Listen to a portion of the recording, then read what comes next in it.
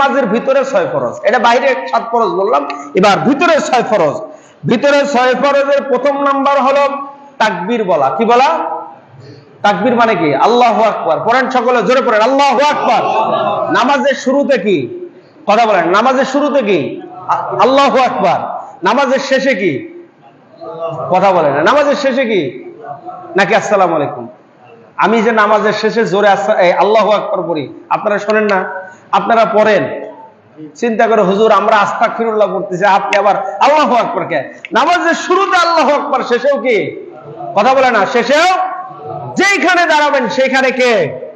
জোরে বলেন কে? আল্লাহ। এবার নামাজের প্রথম তাকবীর হলো আল্লাহু আকবার বলা। আল্লাহু আকবার দিয়ে আপনি শুরু করলেন। নামাজের তাকবীরের কথাটা আল্লাহ তাআলা কোরআনের মধ্যে বললেন, ওয়া রাব্বাকা ফাকাব্বির। হে রাসূল, আপনি যখন নামাজ শুরু করবেন, এই নামাজটা শুরুর সর্বপ্রথম আমি রবের নাম দিয়ে আপনি নামাজ শুরু করেন। চিল্লা বলেন আল্লাহু আকবার। এবার হলো 2 নাম্বার হলো দাঁড়িয়ে নামাজ আদায় করা। কি করা?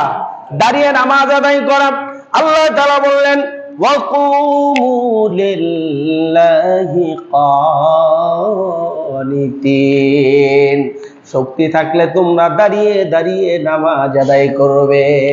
এখানে একটু আমি যোগ করতে চাই, সংযোজন করতে চাই।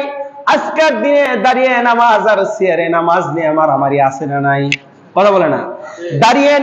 দাঁড়িয়ে নামাজ নিয়ে আর ওই চেয়ারে বসে নিয়ে মারামারি আছে। এখানে বিষয় হলো আল্লাহর নবীর একজন সাহাবী ইমরান ইবনে হুসাইন রাদিয়াল্লাহু তাআলা আনহু, তার পেটের মধ্যে অসুস্থ ছিলেন। সে দাঁড়া থাকতে অনেক সময় কষ্ট হতো। আল্লাহর নবীর সাহাবী ইমরান ইবনে হুসাইন রাসূলুল্লাহকে প্রশ্ন করলেন, ইয়া রাসূলুল্লাহ, আমি তো অসুস্থ, আমি কিভাবে সালাত আদায় করব? ইমরান ইবনে হুসাইনকে বললেন, আল্লাহর নবীর সাহাবীকে বললেন, ও ইমরান, তুমি যদি নামাজ আদায় করতে দাঁড়িয়ে যদি না পারো, তাহলে তুমি বসে নামাজ আদায় করবা। আর যদি বসে নামাজ না আদায় করতে পারো, শুয়ে শুয়ে তোমার জন্য নামাজ আমার আল্লাহ ফরজ করেছেন। আল্লাহু আকবার পড়েন। কিন্তু দুঃখজনক বিষয় হলো এখনকার দিনের মানুষ সারাদিন বাজার ঘুরে বেড়ায়, সারাদিন সারা দুনিয়া ঘুরে বেড়ায়, আর মসজিদের মধ্যে আসা চিন্তা করতেছে, হুজুর মাজায় ব্যথা, চেয়ার ছাড়া নামাজ হবে না।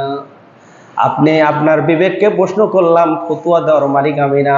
আপনার বিবেককে প্রশ্ন করলাম, আপনি সারাদিন ঘোরাফেরা করলেন, ওই জায়গার ভিতরে আপনার বাধা নাই। আপনি আল্লাহর সামনে দাঁড়াবেন 2 থেকে 5-10 মিনিট, আপনি ওই জায়গায় আল্লাহর সাথে ওযুর কাটাচ্ছেন, আল্লাহ আমি কিন্তু অসুস্থ। আল্লাহ কাল কিয়ামতের দিন বলবে, লাঠি দিয়ে ঠ্যাঙ্গাবে, আর বলবে, গোটা বাজার ঘুরছো, গোটা দুনিয়া ঘুরছো, কাজ কাম করছো, তখন তোমার সমস্যা হয়নি, যখন আমার সামনে আসছো তখন তুমি মাজুর অসুস্থ। এই জন্য চেষ্টা করব দাঁড়িয়ে নামাজ পড়ার জন্য। তা না পারলে বসে পড়বো। তারপরেও যদি কারো শুয়ে থাকতেও যদি সমস্যা হয়, তারপরে ফতোয়া হলো ওই মুহূর্তে আপনি চেয়ার নিয়ে বলবেন। ফতোয়া বোঝা গেছে? এবার আপনি বসেও পারলেন না, শুয়েও পারলেন না, দাঁড়াও পারলেন না, তখন আপনার জন্য ফতোয়া আপনার চেয়ার জন্য, হুইল চেয়ার আপনার জন্য। এই সব চেয়ারে এইরকম করে দিয়ে শান্তিতে বসে নামাজ পড়া আপনার জন্য না। হুইল চেয়ারে বসবেন, বিপদে পড়ে বসবেন, তখন ঠিক আছে। আপনি এমনি এমনি এসে চেয়ারে বসে নামাজ পড়বেন, এই চেয়ার চলবে। যদিও কাবা শরীফের ইমাম ফতোয়া দিয়েছে চেয়ার নিয়ে নামাজ পড়া যাবে, কিন্তু এটা কোন ক্ষেত্রে? আপনি এক ফতোয়া নিয়ে, এক কাবার ইমামের ফতোয়া নিয়ে গোটা দেশের মানুষ চেয়ার কিনা, মানে এমন হারে চেয়ার কিনা শুরু করছে যে দাঁড়া নামাজ না পড়লেও চলবে, বসে বসে পড়লেও চলবে। এটা কি বাস্তবতা?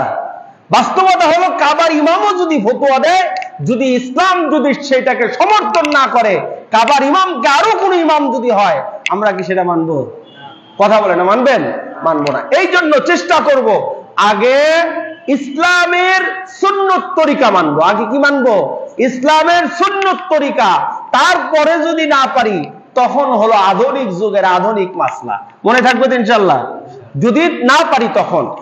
এবার আসেন 3 নাম্বার হলো কিরাত পড়া। এখন চিন্তা করতে, হুজুর আমি তো কিরাত পারি না। আল্লাহ তাআলা বললেন, ফাকরাউ মা তায়াসসারা মিনাল কুরআন। এখানে একটা প্রশ্ন হলো, আপনি সূরা ফাতিহা পারেন আর ইখলাস পারেন, কি পারেন? সূরা ফাতিহা পারেন, ইখলাস পারেন, 4 রাকাত সুন্নত নামাজের নিয়ত করলেন আল্লাহু আকবার, আপনি 4টা সূরা পারেন না, আপনি কি করবেন? এই জন্য আল্লাহ এই আয়াত বলেছেন, ফাকারাউ মা তায়াসসারা মিনাল কুরআন। কোরআনের যেই জায়গায় তুমি পারো, যেই জায়গায় তোমার জন্য সহজ হয়, ওই জায়গা থেকে তুমি কোরআনুল কারীম নামাজের মধ্যে তিলাওয়াত করো। চিল্লা বলেন আল্লাহু আকবার। আপনি যদি একটা সূরা পারেন, একটাই 4 রাকাতে পড়বেন, তারপরেও কি পড়বেন না, বসে থাকবেন? তারপরেও পড়তে হবে। সময় সংক্ষিপ্ত। এবার হলো 4র্থ নাম্বার এবং 5ম নাম্বার হলো রুকু করা এবং সিজদা করা। আল্লাহ তাআলা বললেন, ইয়া আইয়ুহাল্লাযীনা আমানু রুকউ ওয়াসজুদু ওয়া'বুদু রাব্বাকুম। আল্লাহ বলেন, হে বান্দাররা, তোমরা কি করো? রুকু করো, সিজদা করো। 6ষ্ঠ নাম্বার হলো শেষ বৈঠক করা। 6ষ্ঠ নম্বরে আব্দুল্লাহ ইবনে মাসউদ রাদিয়াল্লাহু তাআলা আনহুকে রাসূলুল্লাহ বললেন, এ আব্দুল্লাহ ইবনে মাসউদ, তুমি তাশাহুদ শিক্ষা করো, অথবা নামাজের শেষ বৈঠকে তুমি তাশাহুদ পরিমাণ বসে থাকো, কারণ যদি না পারো, বসে থাকলেও ওই পরিমাণ নেকি আমার আল্লাহ তাআলা তোমার আমলনামায় দান করবে। চিল্লা বলেন সুবহানাল্লাহ।